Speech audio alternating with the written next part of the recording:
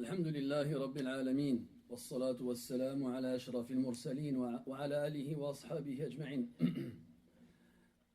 أما بعد أيها الإخوة الكرام، نلتقي وإياكم في هذه الليلة المباركة، وليلتنا هذه هي الليلة 22 من شهر الثانية والعشرون من شهر جمادى الأخيرة لعام 41 و400 وألف للهجرة الموافقة لل15 من شهر فبراير لعام 20 و2000. نلتقي كعادتنا في ليلة الأحد لتلاوة كلام رب العالمين جل في علاه وذكر ما جاء في تفسيره، وما زلنا بصدد ذكر ما جاء في تفسير سورة المسد، وقد وصلنا بفضل الله تبارك وتعالى إلى قوله عز وجل: وامرأته حمالة الحطب. ولعلنا نختم الليلة هذه السورة، وإن كان لنا بقية من الوقت شرعنا في سورة الإخلاص بإذن الله تبارك وتعالى. Mes très chers frères, nous nous réunissons comme chaque samedi soir. Nous sommes dans la 22e nuit du mois de Jumad al-Akhira 1441, c'est-à-dire le 15 février 2020. Durant les samedis soirs, ici, nous lisons ensemble la parole d'Allah subhanahu wa ta'ala et évoquons ce qui a été cité comme parole chez les imams de notre communauté dans l'explication et la mise en évidence du sens des versets du Coran. Nous sommes toujours dans l'étude du chapitre coranique intitulé La corde de fibre, al-Masad, et nous sommes arrivés la semaine dernière à l'avant-dernier verset dans lequel Allah subhanahu wa ta'ala dit وَامْرَأَتُهُ حَمَّالَةَ الْحَطَبِ ou حَمَّالَةُ الْحَطَبِ, et son épouse et sa femme, celle qui porte beaucoup le bois. Il nous reste donc un verset avant de clôturer ce chapitre coranique, et peut-être que Allah Ta'ala nous permettra de passer au chapitre suivant. طيب تلخيص سريع لما سبق من ذكر لمعنى هذه السورة، وهو دعاء على أبي لهب عم النبي صلى الله عليه وسلم عليه بالخسارة والتباب، وكذلك هذا الرجل رغم قربه من النبي صلى الله عليه وسلم وغناه وكثرة أولاده لم يغنه ذلك من الله شيئا، وكان هو وزوجته قد اشترك في محاربة النبي صلى الله عليه وسلم بكل ما يملكانه، فجاء ذم هذين الشخصين في قرآن يتلى إلى أن يرث الله عز وجل الأرض ومن عليها. Donc, léger récapitulatif du chapitre coranique, c'est donc une invocation contre Abu Lahab et une information comme quoi il est voué à la perdition. Il est perdu et qu'il périsse, lui entièrement ainsi que ses actes. Cet homme-là, c'est l'oncle du prophète alayhi salatu wassalam, et c'était un farouche ennemi du prophète alayhi salatu wassalam. Et lui et son épouse se sont associés pour justement manifester à l'égard du prophète alayhi salatu wassalam toute l'animosité possible et imaginable. On a dit qu'Abu Lahab, il marchait derrière le prophète alayhi salatu wassalam في الأسواق, كان يمشي خلفه ويرميه بالحجارة حتى أدمى عقبيه, وكان يقول بأعلى صوته أن النبي صلى الله عليه وسلم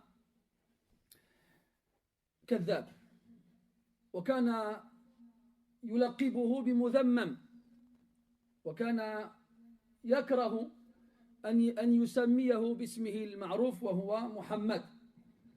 On avait dit que Abu Lahab pourchassait le prophète alayhi salatu wassalam, où qu'il aille.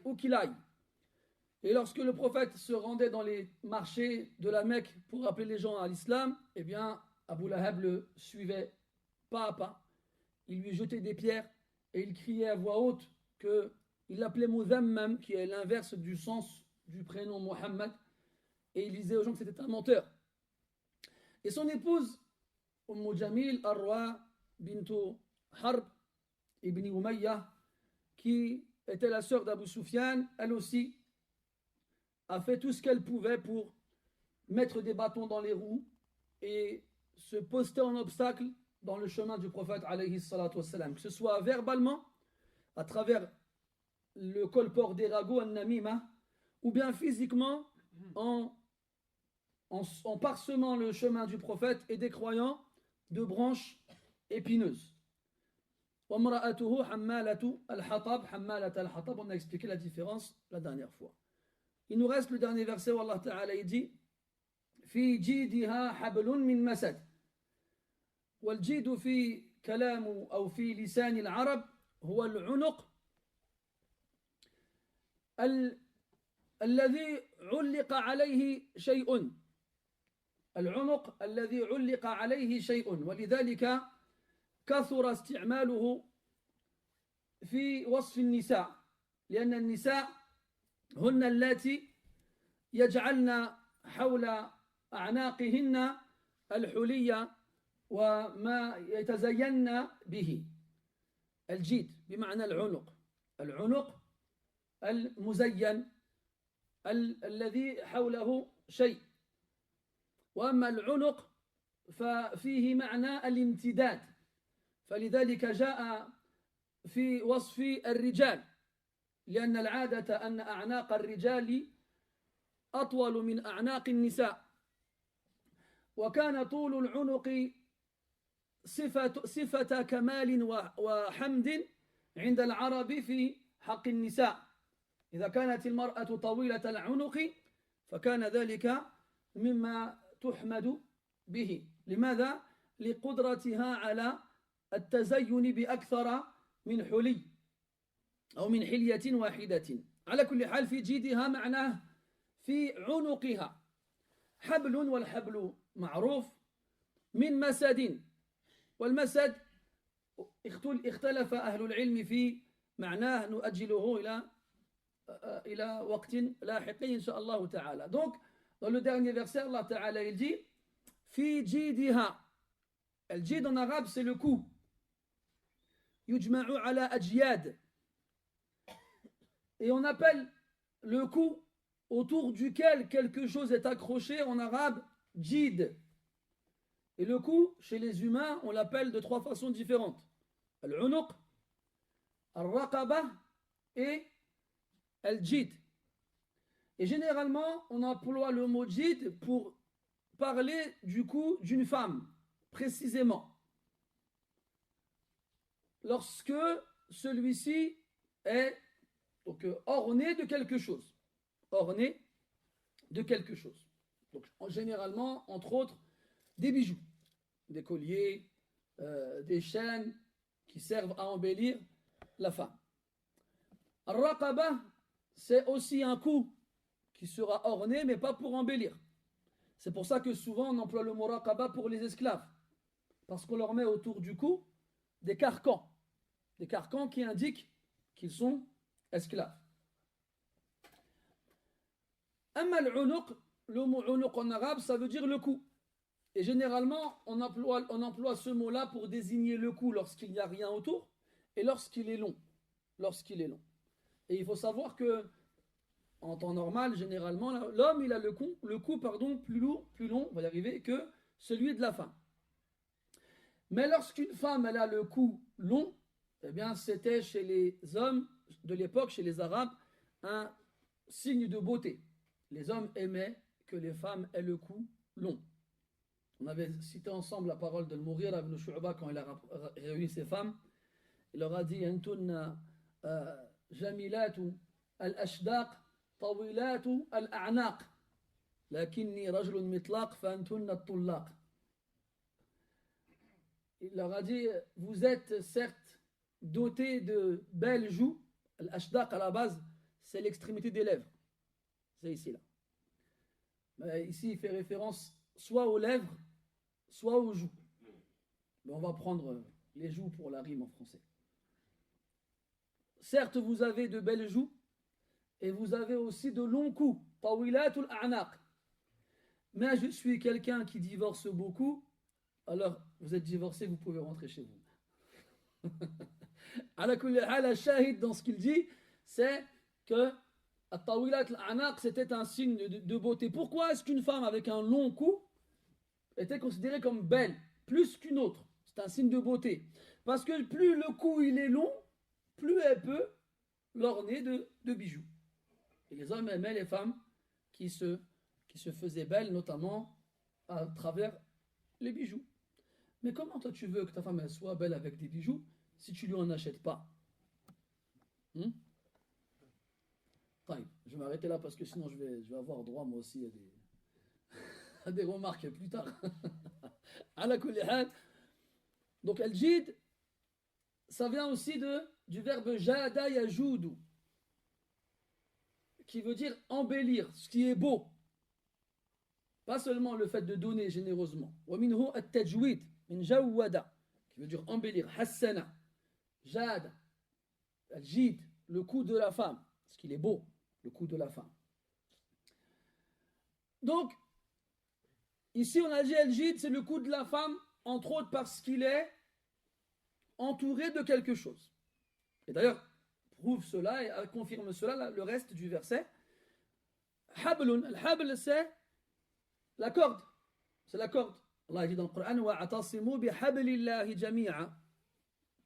Cramponnez-vous à la corde d'Allah Ta'ala, au lien, la corde. Et la corde, tout le monde sait c'est quoi? Min masad.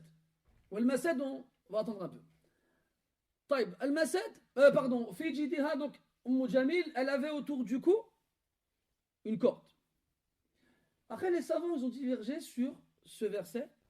هل جاءت هذه الآية للإخبار عن هذه المرأة بما تميزت به في هذه الدنيا أو لوصفها بما ستعذب به في الآخرة.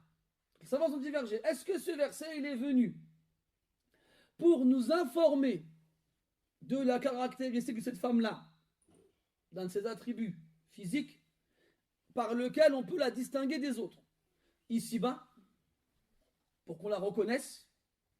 Ou bien est-ce que c'est une description d'un châtiment qui l'attend dans l'au-delà? Les deux hypothèses ont été citées. سبق في الآية السالفة أنها حمالة الحطب تكثر حمل الحطب.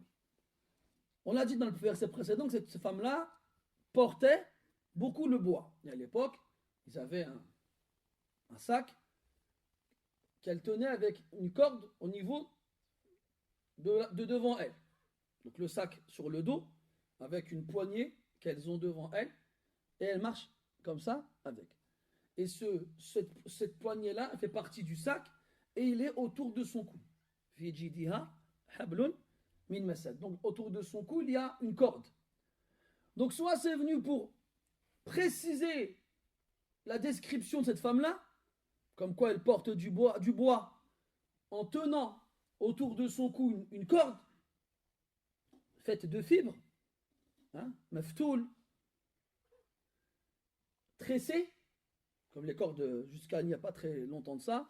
Les seules cordes qu'on connaît, c'est les cordes à sauter. Les vraies cordes que les gens ils tressaient avant, ils prenaient des fibres. Généralement, c'était fait avec des palmiers. Avec, vous savez, ils prenaient le urjoun, ils prenaient les branches de palmier et ils les effilaient. Et après avoir obtenu plusieurs petits fils, ils les tressaient. Ils les tressaient et ils obtenaient avec des cordes. Et ces cordes-là servaient à un milliard de choses possibles et imaginables. Entre autres, à tenir ce fameux sac. Hablun min masad. Donc la base de masad, c'est ça. Donc ça signifie que cette femme-là, elle portait ce sac plein de branches, de bois, en s'aidant de cette corde-là, qu'elle avait autour du cou. Ça, c'est un wasf, une description ici-bas. قال سعيد بن المسيب أن المقصود بهذا الحبل قلادة من ذهب من أثمن الحلي. قالت فيما روي هذه المرأة اللعينة وأقسمت لتنفقنها في محاربة رسول الله صلى الله عليه وسلم. ويصدق هذا قوله تبارك وتعالى إن الذين كفروا ينفقون أموالهم ليصدوا عن سبيل الله فسينفقونها ثم تكون عليهم حسرة ثم يغلبون والذين كفروا إلى جهنم يحشرون.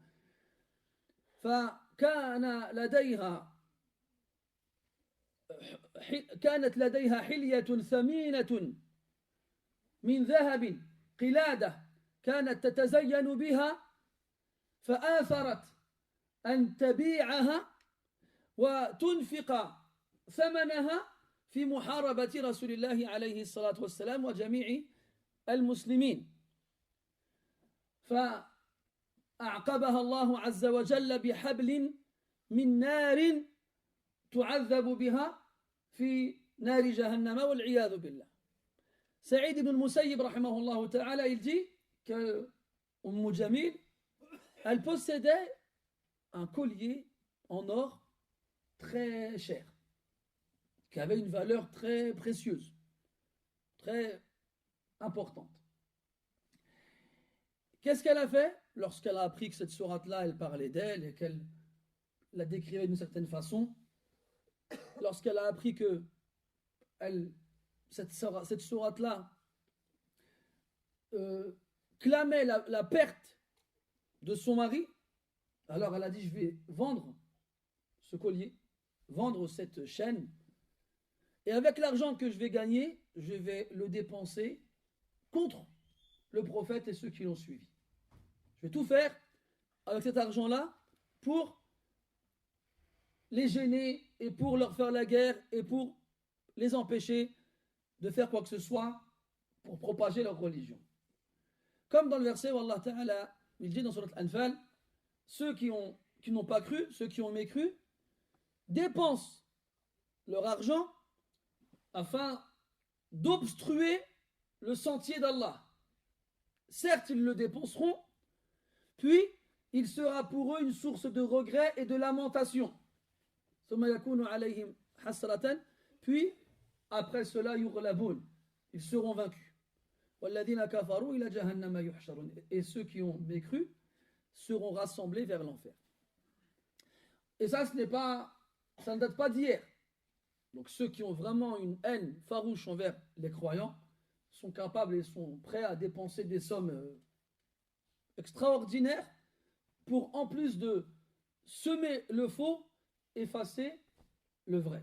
Je me rappelle, il y a des années de ça, j'étais petit, on allait au Maroc pendant les grandes vacances, on arrive à Tanger, au port, il y a des gens qui viennent nous distribuer des paquets, des sachets. Dedans, il y avait un magazine et une cassette vidéo et une cassette audio. Et avant de nous distribuer ces cassettes-là, ces sachets-là, ils nous demandaient si on parlait l'arabe ou bien si on parlait shlha. Et si on parlait shlha, est-ce qu'on était rifi, est-ce qu'on était amaziri, est-ce qu'on était soussi, est-ce qu'on était... Oui. Donc nous, on répondait, on parle en dialecte. Alors ils regardaient dans leur truc et ils nous ont donné. Et en fait, c'était des évangélistes. Des évangélistes qui ont préparé des sachets dans lesquels il y a des magazines avec des dessins pour enfants. C'est écrit en darija, c'est même pas écrit en arabe littéraire. Ou dans lesquels ils appellent les gens au christianisme. Et la cassette vidéo, je me souviens, on l'avait mise en arrivant. C'était l'histoire de Maryam et Isa alayhim salam en darija. Et j'étais petit et je me rappelle encore d'une scène où on voit un acteur qui joue le rôle sûrement de Jibril et qui dit à Maryam, qui dit à la femme qui joue le rôle de Maryam, Rabbi غادي يعطيك واحد الدري وغادي تسميه ولد الله, comme ça, avec déjà vraiment bel harf. Il lui dit vraiment avec le marocain du fin fond du Maroc, la lahja, vraiment le dialecte du. Tu dis, ils sont partis chercher un aroubi dans l'aroubiya et ils ont dit, viens, on va n'attaque chez Baraka. Et ils parlent en normal comme ça. Bon, cette cassette-là, je m'en suis servi pour enregistrer des dessins animés dessus. Ça tombe bien, j'en avais besoin. À la kulli hal, regardez les jeux qu'ils font quand même. Regardez les efforts. Ils viennent dans nos pays, ils restent dans le port toute la journée, ils passent leur temps à distribuer ça aux gens. Et ils vont imprimer des livres, ils vont enregistrer des cassettes, ils vont acheter des cassettes, ils vont payer des gens. Regarde tout cet argent qui est dépensé. Pourquoi? Pour que les gens ils rentrent dans le christianisme. Et nous, pendant ce temps-là, c'est on dort. Il y a des années de ça aussi, je suis parti dans le sud, dans la région du Var, dans une petite ville française qui s'appelle... je m'en souviens plus. Subhanallah, ça me reviendra. Mohim, c'est un petit patelin, tu le connais pas. Et il y avait une mosquée, machallah, des musulmans qui faisaient ce qu'ils pouvaient et tout ça. Et puis ils avaient un imam, tabarakallah, qui avait étudié au bled, qui avait été un peu en Égypte et qui leur faisait des cours. Franchement, machallah, il était mujtahid. Donc moi j'étais là-bas, j'ai fait quelques conférences, puis après on a été manger ensemble, et il y en avait un, il m'a dit ouais, l'imam là, des fois il se base sur certains chouyours, ils sont bizarres. Tu sais, moi j'ai dit subhanallah, au fin fond de la France, vous êtes même pas 30, toi tout ce que tu as trouvé à dire, c'est de dire que cet imam là, il écoute des chouyours bizarres. Et un petit peu avant ça, on m'a dit que pas loin de là-bas, il y avait un centre de Ahbash qui avait ouvert. Donc pour ceux qui ne connaissent pas les Ahbash, c'est les descendants des Mu'tazila. Bref, c'est des gens avec une croyance erronée et déviée et mauvaise. Et je lui dis, si tu veux vraiment préserver les gens d'une mauvaise croyance, va voir les Ahbash et réfute-les. Il me dit, ben, j'ai pas de science moi pour les réfuter. T'as pas de science? Eh ben tais-toi. Laisse-lui même travailler à la mosquée avec vous. Et si tu n'as pas de science pour les ahbash, tais-toi aussi pour lui. J'ai fait dans tous les cas, tu as une imprimante à la maison? Il me dit oui. Je connais le site anti-ahbash.org français. Il me dit, bah ouais, plus ou moins. Oh, vas-y, tu vas là-bas, imprime les dépliants et distribue-les devant l'entrée de leur centre. Si vraiment t'as pas de science. Et là, pareil, silence. Vous avez déjà vu comment ça s'appelle, les témoins de Jéhovah? On les voit partout. On les voit partout. Hein? Moi, je vais au marché des 3000 des fois. Toute la matinée, ils sont là-bas. Ils sont là avec leurs petits stands. Ils sont là, ils ont leurs dépliants. Ils attendent. Ils attendent. Une fois, j'étais à la gare de Saint-Denis. J'avais mes écouteurs dans les oreilles. Et j'entends une voix de quelqu'un qui crie. Malgré les écouteurs, je les enlève. J'entends quelqu'un qui était monté sur une sorte de petit muret. Et cette personne-là a crié « Suivez Jésus, Jésus est votre sauveur, allez voir Jésus ». Tout ça. Après, je l'ai regardé comme ça, je me dis « Subhanallah ». J'étais admiratif devant son courage et triste en même temps de voir que ce genre d'initiatives ne sont pas prises par des musulmans. Et après, elle est venue voir cette personne-là. Elle me dit est-ce que vous voulez être sauvé? Je dis oui. Bah oui, c'est vrai. Vous voulez pas être sauvé, vous? Elle me dit, ben suivez Jésus alors. Mais je dis, je le fais déjà. Ah là, elle comprend rien, elle me regarde comme ça, elle dit, vous suivez Jésus? Je dis, oui, je le suis même mieux que vous. Comment ça? C'est parce que Jésus, il a annoncé la venue d'un prophète après lui. Ce prophète, c'est Mohammed. Et je l'ai suivi. Il a dit, suivez-le. Je l'ai suivi, lui aussi. Donc si vous voulez être sauvé, vous, suivez Mohammed. Elle est partie. Ala kulli hal. Shahid, c'est regardez comment les gens ils dépensent leur argent dans le batil. Dans le batil.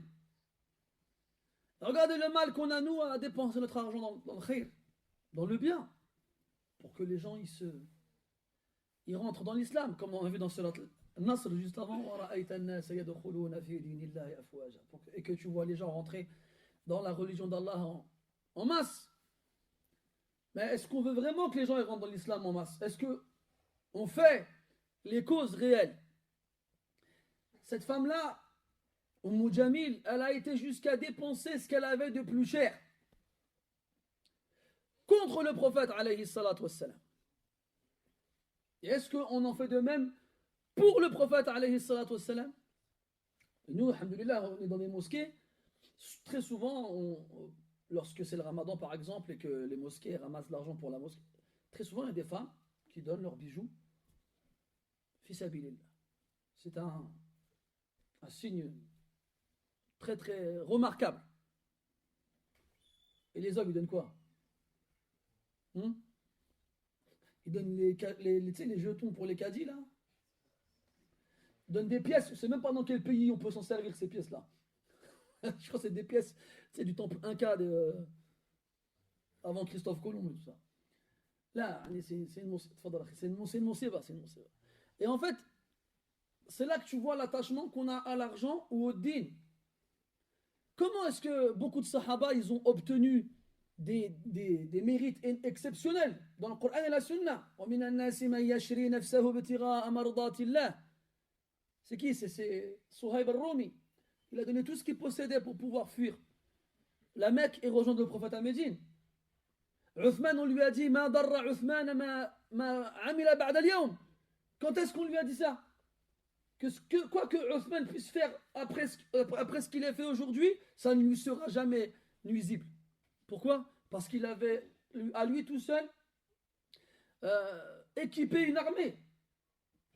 Et quand ils étaient en voyage et qu'ils avaient besoin de boire, comme ça, il a dit en parlant d'un puits, qui nous achète ce puits-là, walahul jannah? Qui c'est qui l'a acheté? C'est Uthman. Et quand la mosquée du prophète, elle était plus assez grande pour accueillir tout le monde, et qu'il fallait l'agrandir, qui c'est qui l'a agrandi tout seul? C'est Uthman. Radiyallahu anhu arda. Uthman. Ni'ma rajul Uthman. Et quand Rasul demande aux Sahaba de ramener de l'argent, et que Omar il se dit aujourd'hui je vais battre Abu Bakr. Il n'a pas dit dans plusieurs raka'at la nuit, dans plusieurs jours de siyam, dans beaucoup de versets du Coran que je vais lire ou apprendre ou réciter.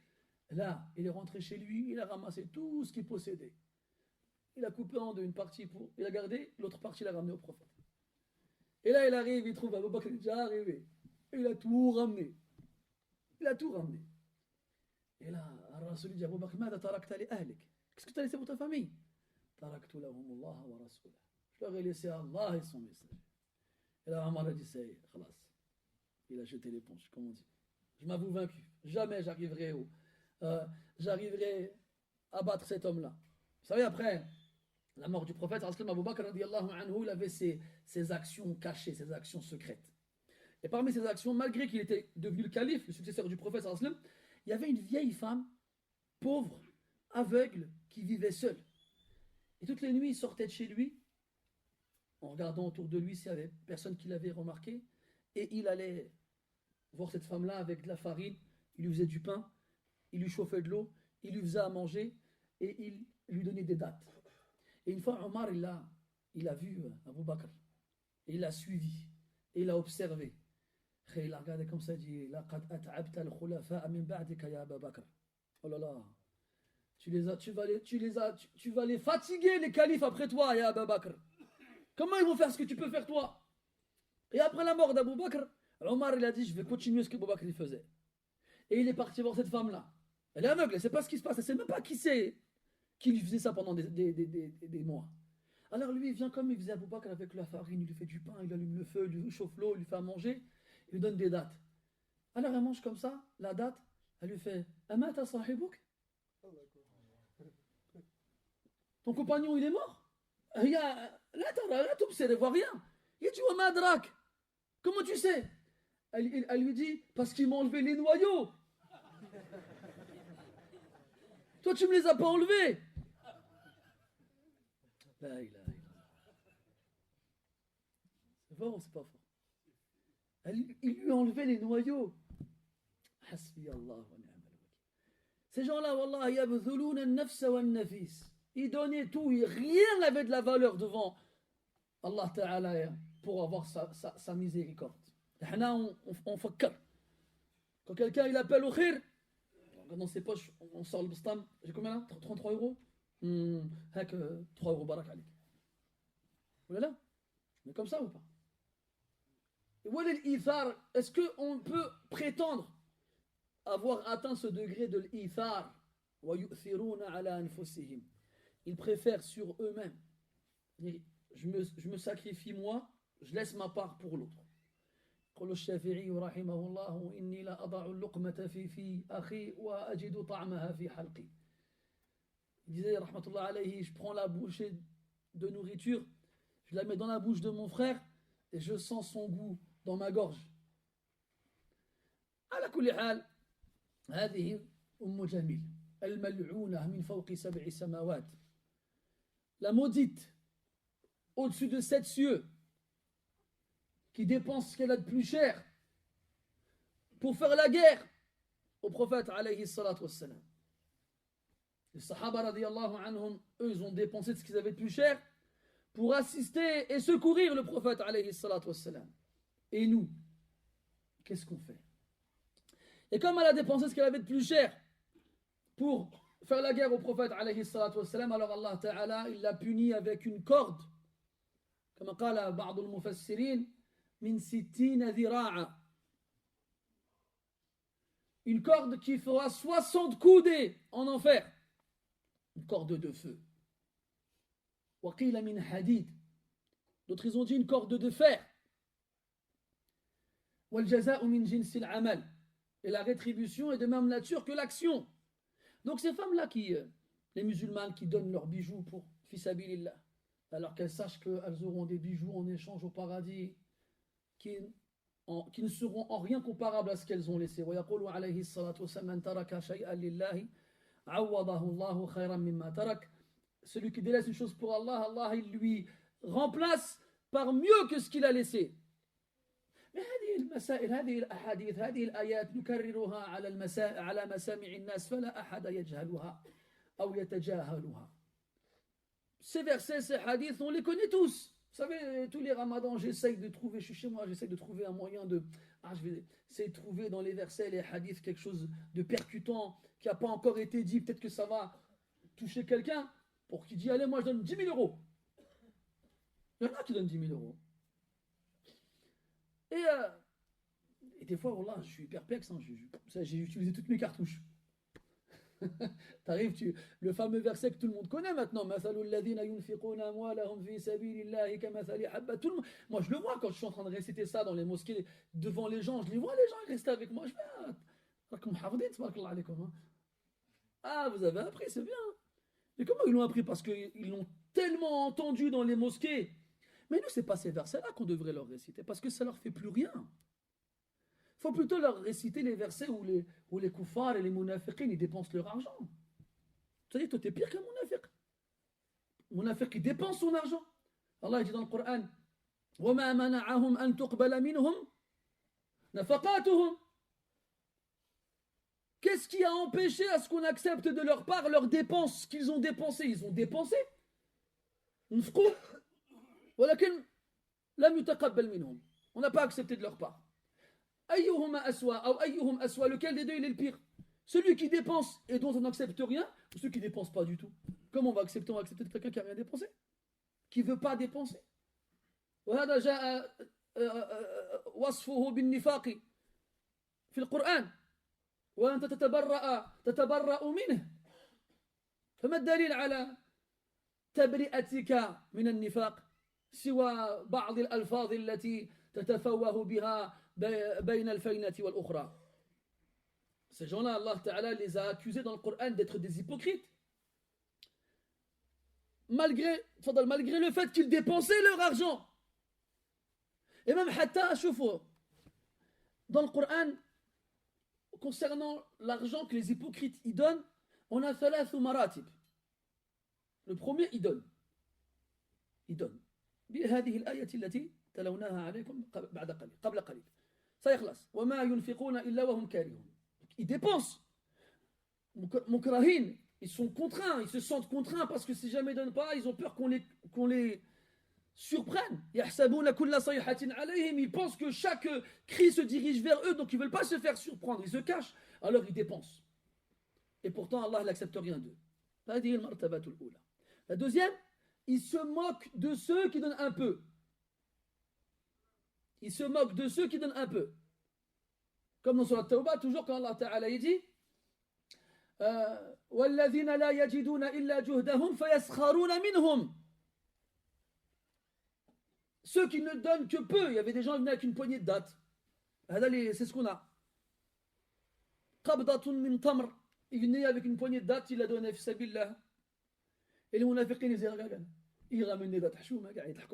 Ils se moquaient d'eux. Et Allah Ta'ala dit سَخِرَ اللَّهُ مِنْهُمْ وَلَهُمْ عَذَابٌ أَلِيمٌ استغفر لهم أو لا تستغفر لهم إن تستغفر لهم 70 مرة فلن يغفر الله لهم. Ils se moquent d'eux, ils se moquent des croyants.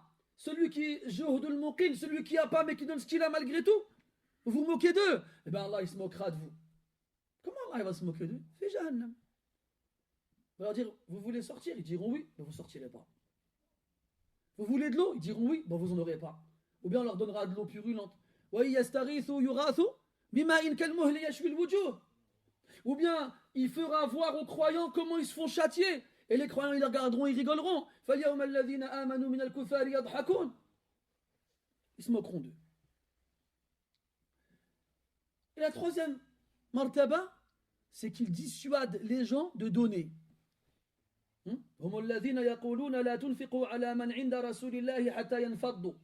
Ce sont ceux qui disent, quand ils se rendent chez le messager d'Allah et qu'il y a les pauvres qui viennent pour qu'on leur donne, ne leur donnez pas. Ne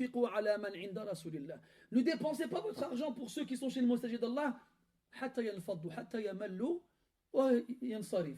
jusqu'à ce qu'ils se lassent, donc les masakin, ceux qui sont les pauvres et qui sont dans le besoin. Attendez, ne donnez rien. Tant qu'ils sont là, ne donnez rien. Attendez-vous aussi jusqu'à ce qu'ils se lassent et qu'ils partent d'eux-mêmes. Ils dissuadent. C'est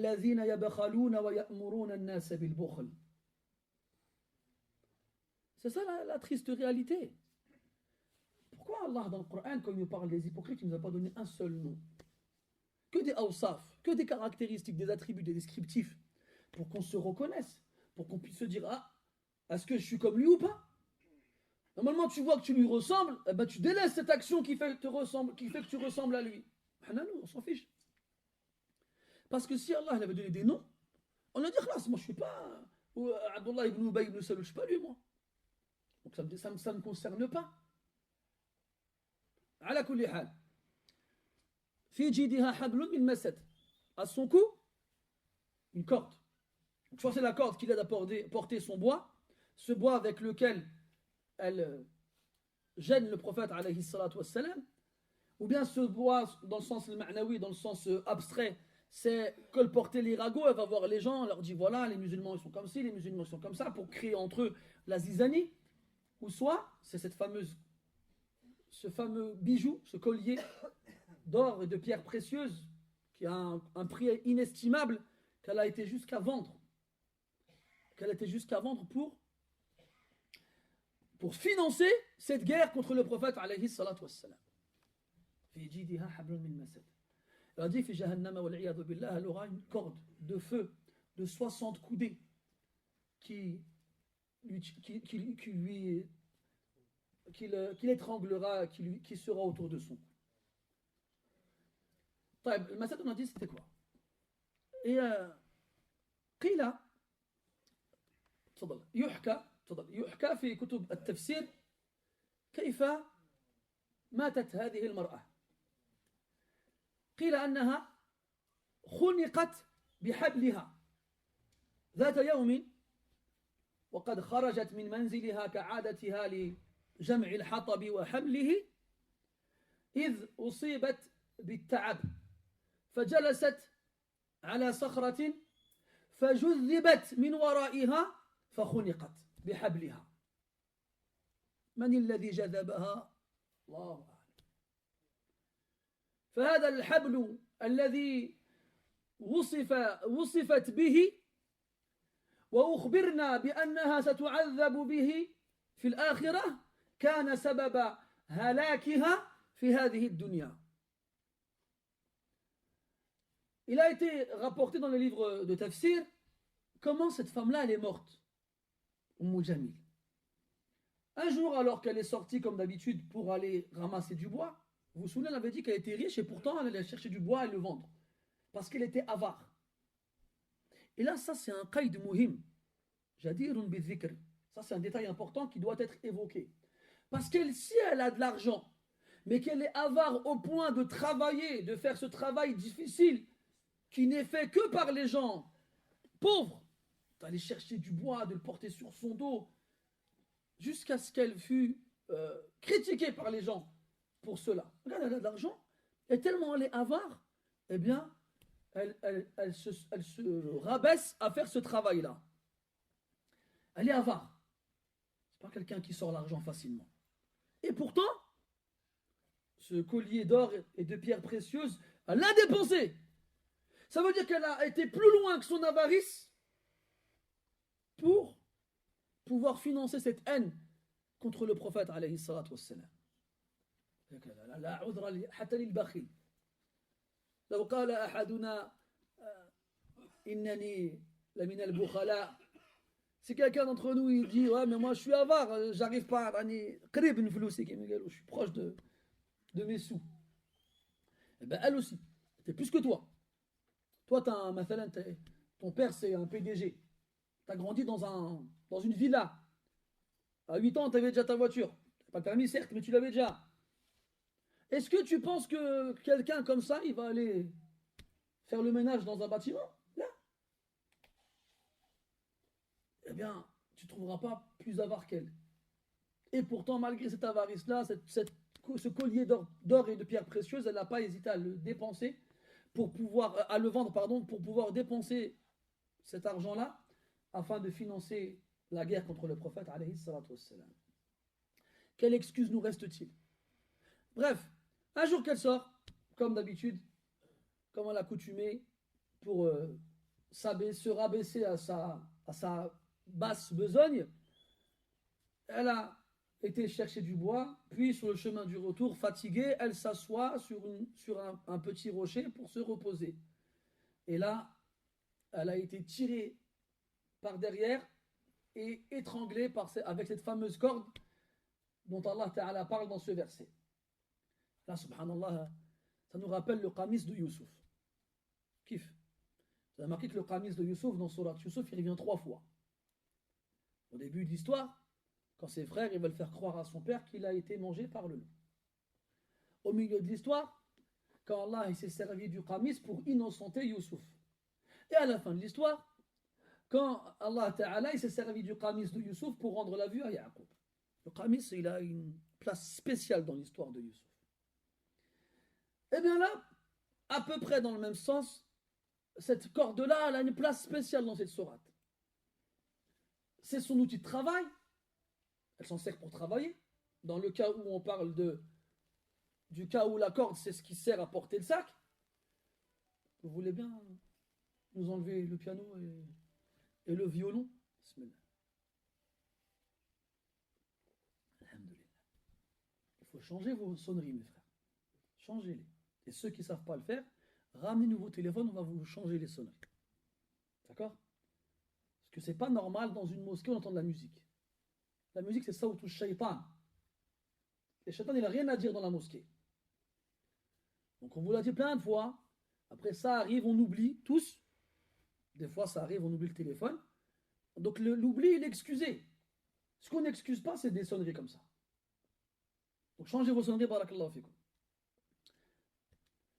Donc je reviens à la corde de Jamil. Elle avait donc une corde qui lui servait d'outil de travail.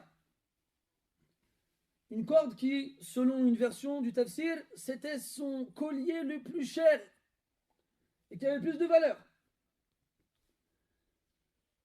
Elle a été tuée par cette corde, étranglée, pendue, si on peut le dire même. Parce que quand tu es tiré par une corde comme ça, c'est limite une pendaison. Et en enfer, elle aura autour du cou une corde de feu qui lui servira d'outil qui lui servira de punition. Tu vois comment cette qaïda de l'jaza'u min jinsil amal, elle est mawjouda, elle est hadira. Tu vois comment cette règle-là, elle est présente de la rétribution est de même nature que l'action. Et des fois, subhanallah, les gens, on les caractérise avec une action ou bien avec un objet. C'est comme mathalan Dhul Qarnayn. Dhul Qarnayn, c'est quoi le Qarnayn? Si on fait une traduction littérale, le Qarn, c'est la corne. Ils disent qu'il avait un casque avec deux cornes, comme les Vikings. Vous avez déjà vu les Vikings? Voilà, les Gaulois, ceux qui ont lu Astérix. Ils avaient des... Non, ils n'avaient pas des cornes, ils avaient des... Bref. Ils avaient donc les Vikings, ils avaient des cornes. Dhul Qarnayn, il avait deux cornes. Il a dit Dhul Qarnayn, il y a deux siècles. Parce que le Qarn, c'est le siècle. Il a vécu 2 siècles. Ala kulli hal wa ayyan kan, des fois, on caractérise des gens par rapport à une action ou bien par rapport à un attribut physique. Il y a un sahabi, on l'appelait Dhul Yadayn, parce qu'il avait des longues mains. Il disait, Anas radiallahu anhu, quand on ramenait un mort pour le janaza, il se mettait au milieu et avec ses mains, il touchait sa tête et il touchait ses pieds. Il avait des longues mains, on l'appelait Dhul Yadayn.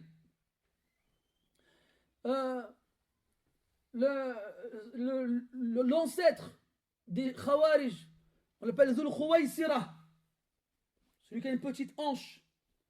L'Éthiopien qui détruira la Kaaba à la fin des temps, Dhul Suwayqatayn, celui qui a de petites jambes. Et dans le Coran, un prophète, Dhul Kifl, c'est quoi le Kifl? اختلف أهل العلم كذلك والظاهر c'est un arbre. على كل حال, des fois, il y a des choses qui te suivent tellement qu'on va t'appeler avec. On va t'appeler avec. Idem, cette chose-là, quand elle te suit, c'est qu'elle a de la valeur. C'est que tu ne peux pas t'en passer de cette chose-là et les gens, ils te connaissent que comme ça. Des longues mains, des longs pieds. Je me rappelle, il y en a, il m'a dit, moi, Dhul Batnayn. لكن ما رضيت بهذا اللقب. Là, il m'a dit, moi, celui qui a 2 ventres. Je pense que c'est pas la peine de l'expliquer pourquoi. Parce que j'ai un bon coup de fourchette. À la kulli hal. Donc on espère ne pas. Tu te rappelles quand après ma mort, il dit, on te rappelle, machallah, il avait un bon coup de fourchette. Voilà, j'espère qu'on se rappellera de moi autrement. À la kulli hal. Imagine-toi, subhanallah, obliger les gens, ils te connaissent avec quelque chose. Avec quelque chose. Ah, lui, là, tu vois, l'autre là-bas, non, je veux pas. Mais si, même il a toujours un bonnet. Ah, ouais, je vois c'est qui. Ou bien il a toujours une veste bleue. Ah, je vois c'est qui. Il a toujours un sac à dos. Ah, je vois c'est qui. Même il est grand. Les gens, ils te connaissent comme ça. Mais des gens, mathalan, ça c'est un truc bizarre. Quand il achète une voiture, il achète toujours la même voiture. T'as remarqué ça ou pas? Il a une 307. Cette 307 est meurt. Il rachète une 307. Cette 307 est meurt. Il rachète une 307. Il achète que des 307. Lui, il veut que une 307. On connaît tous des gens comme ça. Al-Muhim, c'est comme la guerre entre les ashab Apple et les ashab Samsung. Hein? Les iPhones et les... Eh bien, cette chose-là, si tu y accroches autant, c'est qu'elle a de la valeur pour toi.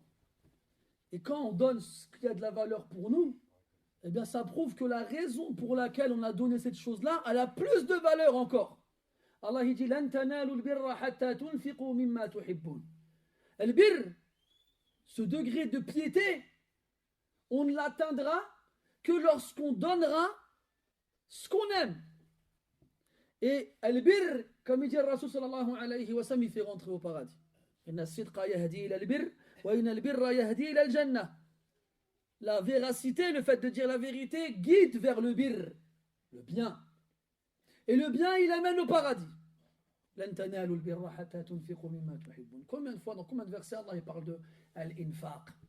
Dans combien de versets Allah Ta'ala il fait les éloges de l'munfiqin? الصادقين والصابرين والقانتين والمنفقين والمستغفرين بالأسحار. المنفقين, ceux qui donnent. Dans plein de versets.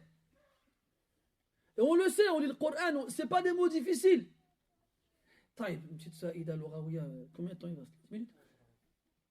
Vous avez remarqué que le mot nafaqa, et le mot nifaq, ils ont les mêmes lettres. Nafaqa, anfaqa, nafaqa. Ces trois verbes-là, ils ont les mêmes origines. Le noun, le fa, le qaf. Et quand on trouve dans un mot ces trois lettres-là, il y a toujours un ma'na de khafa. Il y a toujours un sens qui indique ce qui est caché, ce qui n'est pas visible. Donc, le Coran, Allah Ta'ala dit فَإِنِ اسْتَطَعْتَ أَن تَبْتَغِيَ نَفَقًا فِي الْأَرْضِ أَوْ سُلَّمًا فِي السَّمَاءِ. Si tu le pouvais, tu aurais cherché un tunnel. Un nafaq, c'est le tunnel. Le tunnel, donc, comme il est sous terre ou bien il traverse la montagne, on ne le voit pas, il n'est pas visible. Ou un nifaq, qu'on appelle nous l'hypocrisie, c'est cacher le kufr et montrer l'iman. C'est cacher la mécréance et montrer la foi. Taib al-munfiq, celui qui dépense. Pourquoi? Il y a deux sens. Le premier, c'est que le infaq fi sir khayrun min al-infaq fi al-alan. Dépenser secrètement est meilleur que dépenser publiquement. إن تبدوا الصدقات فنعماه وإن تخفوها وتؤتوها الفقراء فهو خير لكم. Si vous montrez, manifestez vos dépenses dans le bien, quelle merveilleuse chose. Mais si vous les cachez et les donnez aux gens dans le besoin, فهو خير لكم, c'est meilleur pour vous. Et dans le hadith des 7 qui seront sous l'ombre du trône d'Allah le jour où il n'y aura d'ombre que la sienne, ورجل تصدق بصدقة فأخفاها حتى لا تعلم شماله ما نفقت يمينه. Un homme qui a fait une aumône et il l'a caché de façon à ce que sa main gauche ignore ce que sa main droite a donné. Est-ce que la main gauche تستقل بالعلم عن غيرها من أعضاء الجسد؟ لا. Est-ce que la main gauche elle peut être indépendante d'une science du reste du corps? Non, la main gauche, elle n'a pas de science. Le maqsoud, c'est que même toi, tu ne sais pas ce que tu as donné. Même toi. Mets ta main dans la poche, tu prends et tu donnes. La main chauffe. Donne. Un billet de 20, un billet de 50, un billet de 100. Là où elle. Je donne sans regarder. وجاء في الحديث أن صدقة السر تطفئ غضب الرب. Quelqu'un peut fermer les portes, barakallahu fikum. Il a été dit dans le hadith que l'aumône cachée éteint la colère d'Allah Azza wa Jal. Il y avait un homme à l'époque de Ali ibn al-Hussein, Zayn al-Abidin, rahimahullah ta'ala. Toutes les nuits, il déposait devant la porte des gens des sacs de nourriture. Et les matins, les gens ils se réveillaient, ils ne savaient pas, ils ouvraient leur porte, eux, à manger. Ils ne savaient pas d'où ça venait. Toutes les nuits. فمات علي بن الحسين فافتقد الناس صدقاتهم. Quand Ali ibn al-Hussein il est mort, ça y est, les gens ils ouvraient leurs portes, ah, il n'y a plus rien. Et après ils ont compris. Et quand ils l'ont ramené pour le laver avant de l'enterrer, ils ont vu sur son dos des traces de cordes. Quand il portait les sacs sur son dos comme ça, pour les ramener devant les portes. ما فقدنا يقول أحد السلف ما فقدنا صدقة السر حتى مات علي بن الحسين. Nous n'avons perdu l'aumône cachée, l'aumône secrète, que lorsque Ali ibn al-Hussein il est mort. Et d'ailleurs, et c'est d'ailleurs un des deux points sur lesquels on va finir cette surah, c'est que la première, dans cette surah, comme disent les ulama, il y a une mu'jiza ilahiyya. On a dit que cette surah-là, elle est arrivée à Mecca fi awwali al-wahy, fi bidayati al-wahy. Elle a été révélée à la Mecque dans les premiers temps de la révélation. Allah, dans ces versets-là, il décide, qad qudiya al-amr, c'est fini, khlas, qu'Abu Lahab et son épouse, ils seront en enfer. Et là, si Abu Lahab ruziqa fahman wa aqla, s'il avait eu de l'intelligence, il aurait pu faire exprès, Il aurait pu feindre de se convertir à l'islam et dire, regardez, le Coran, il n'est pas vrai. Allah, il dit que je vais aller en enfer, mais je me suis converti à l'islam. Il aurait pu le faire, mais il ne l'a pas fait. Il ne l'a pas fait. Comme quoi, dès le départ, quand Allah Ta'ala il a scellé le cœur de quelqu'un, jamais, jamais il pourra connaître la foi. C'est pour ça qu'Allah, dans des versets, dit celui qu'Allah il égare, personne ne pourra le guider. Personne. Khatamallahu ala qulubihim. Allah il a scellé leur cœur. Taba Allah ala qulubihim. ختم الله على قلوبهم وعلى قلوب غشاوة في آية أخرى. Combien de versets Allah Ta'ala il décrit ce qu'il y a sur les cœurs. Al-Khatm, ils sont scellés. Am ala qulubin aqfaluha al-aqfal, des cadenas qui servent à fermer. Rishawa, des couvertures qui les recouvrent. At-Tab', ils sont fermés. Comment est-ce que quelque chose peut rentrer là-dedans? Comment? Rien ne pourra jamais rentrer dedans, rien. Quand Allah Ta'ala il égare quelqu'un, personne ne pourra le guider. Et de la même façon, quand Allah il guide quelqu'un, personne ne pourra l'égarer. جاء في الحديث القدسي أن الله تعالى يقول يا عبادي كلكم ضال إلا من هديته فاستهدوني أهدكم. Oh mes esclaves, vous êtes tous égarés, sauf celui que je guide. Alors demandez-moi à la guider, je vous guiderai. Allah dit dans le Coran, Allahu waliyyu alladhina amanu yukhrijuhum min adh-dhulumati ila an-nur.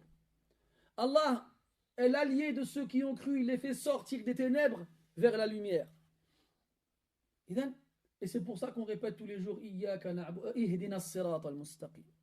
Guide-nous vers le droit chemin. Parce que لولا الله كما قال عبد الله بن رواحة رضي الله عنه أما والله لولا الله لما اهتدينا ولا تصدقنا ولا صلينا.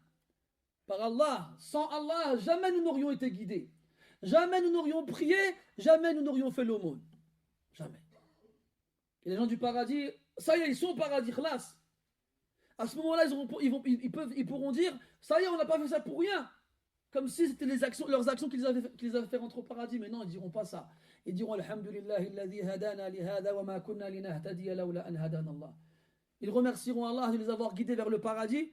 Et jamais ils n'auraient pu y arriver si Allah ne les avait pas guidés. Et la guidée, elle est entre les mains d'Allah Azza wa Jal. Et then, demandons la guidée d'Allah Azza wa Jal. Et la deuxième chose, c'est que, comme Allah dit dans le Coran, فَإِذَا نُفِخَ فِي الصُّورِ فَلَا أَنْسَابَ بَيْنَهُمْ يَوْمَئِذٍ وَلَا يَتَسَاءَلُونَ. Lorsqu'on soufflera dans l'instrument de la résurrection, فَلَا أَنْسَابَ بَيْنَهُمْ. Pas de lien de parenté entre eux. C'est fini. يَوْمَ يَفِرُّ الْمَرْءُ مِنْ أَخِيهِ وَأُمِّهِ وَأَبِيهِ وَصَاحِبَتِهِ وَبَنِيهِ. Le jour où l'homme fuira son frère, sa mère, son père, sa compagne et ses enfants. Nafsi, nafsi, shi'arun nas. Chacun dira, chacun pour sa peau. Tu peux être l'oncle du prophète, son oncle. Et subhanallah, on pourrait diviser les oncles du prophète en trois catégories. Il faut savoir que le prophète avait, donc son père, et 9 oncles. Quand il est devenu prophète, il ne lui en restait que 4. Et ces 4-là, on va les diviser en 3 catégories.